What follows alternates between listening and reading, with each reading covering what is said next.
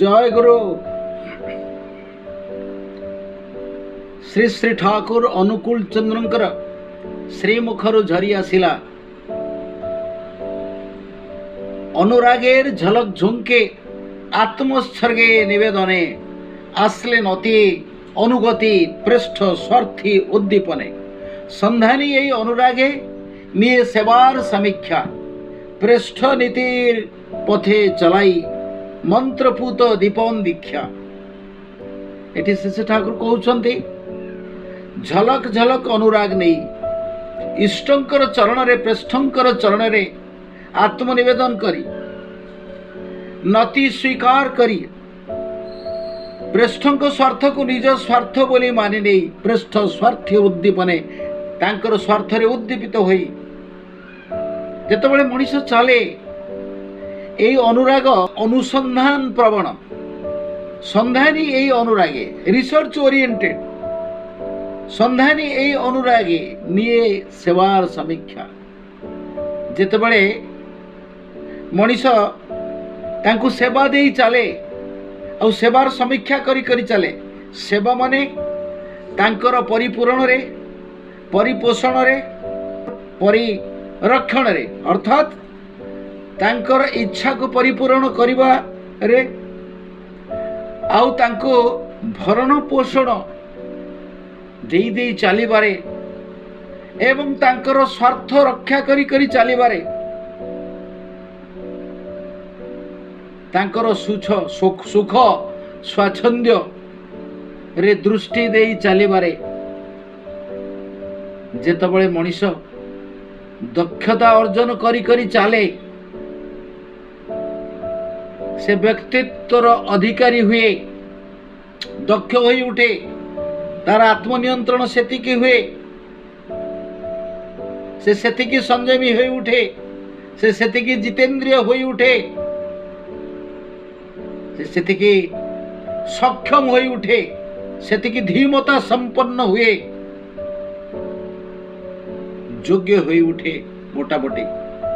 सेतबेले सेई चलिबा को दीपन दीक्षा कहा जाए। ठाकुर कहते अनुरागेर झलक झंके आत्मोत्सर्गे निवेदने आसले नति अनुगति अनुगति अनुगत्य आसे से प्रतिज्ञाबद्ध हुए जे प्रभु हे मोर इष्ट देव जहा आपण कहिबे सेई पथरे मु चलिबी ताको मानी मानी चलिबी आपण को मानी मानी चलिबी केबे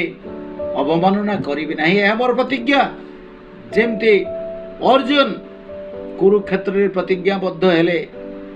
कहउछन्ते नष्ट मोह स्मृति लब्धा तत्प्रसादात् मयाच्युत स्थितस्मि गत संदेह करिष्ये वचनं तव मोर मोह नष्ट हो गला मु स्मृति फेरी पाइली तुमे मोर चिर प्रभु मु तुमर चिरदास मु तुम सांगरे आसीची तुमर लीलार सहचर होई एमती जन्म जन्मांतर रे नष्ट मोह स्मृति लब्धा तुत प्रसाद एहा मु तुमर प्रसाद रु बुझी पारिली। देखंतु अर्जुन भଳି किड़े बड़ भक्त किड़े बड़ वीर से कहउछंती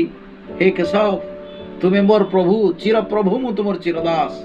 स्थितस्मि गत संदेह एथिरे मोर संदेह नहीं करिष्ये वचनं तव तुमे जहा कहबो मु ताहा करी करी चलिबी। श्री ठाकुर अनुकूल चंद्र जी से दिन वासुदेव होई तांकर श्रीमुखरु गीता कहिथिले अर्जुन को आज से गीतार व्याख्या करूछंती श्री ठाकुर अनुकूल चंद्र हे आसी कहउछंती प्रश्न हमर हस्ते जाऊक रहुक जुक्ति सरे तुम्हार व्रत कर्म पालन मरण स्तब्ध करे तेणु तांकर व्रत पालन करिके तुम्हार व्रत कर्म पालन तुमर इच्छा पूर्ण करी करी चलिबी एइटे मो जीवनर व्रत तुमर स्वार्थ ही मो जीवन रो स्वार्थ एई चलनी एई चलिबा सेतबेले दीक्षार परिणत हुए एई चलिबा को ही मंत्रपूत दीपन दीक्षा कहा जाए। বন্দে পুরুষোত্তম। জয় গুরু।